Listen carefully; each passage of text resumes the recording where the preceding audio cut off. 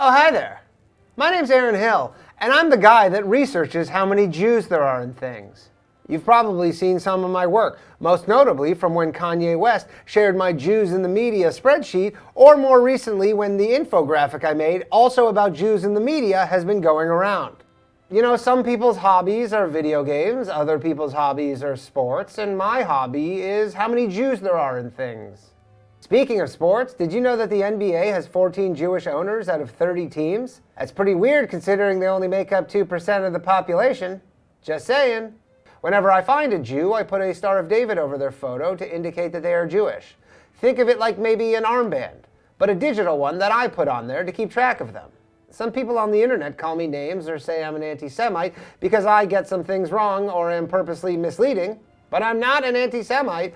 I just like to know how many Jews there are in things. And sure, there's some mistakes sometimes, but we all make mistakes. Or sometimes I won't have enough Jews to put on the infographic, so I'll embellish a little bit, like the Jews, and I'll do things like put Steve Jobs on there as a Jew, which is obviously not true, or put Bob Iger of Disney on 12 different times with different versions of his name. It doesn't really matter. People believe it because they're fucking idiots. Take Comcast NBC, for example. They have 186,000 employees, and here I counted 100 Jews working there. Concerning.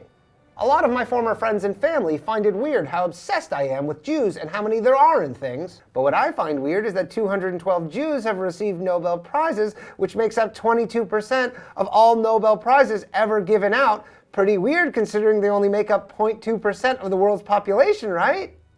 Some people say, what's the big deal that Jews are overrepresented in things? Surely they're underrepresented in other things. Wouldn't it basically make me a communist to want exact representation in all things? But that's not what I want. I just want there to be no Jews in any things. I'm a utopian. Here's another thing I'm working on, the US House of Representatives. There are 25 Jewish members sitting out of 435 possible seats. That makes up 6% of the total, yet again, Jews are only 2% of the US population, and that is very fascinating. Also, I wouldn't want you to think that I'm so one-dimensional that my only hobby is counting how many Jews there are in things. I also like to independently investigate inaccuracies in Holocaust statistics. And every day when I go to bed, I pray that I could be relieved of this burden of having to count how many Jews there are in things. If you catch my drift, Iran. What was that? Mother? Dinner time?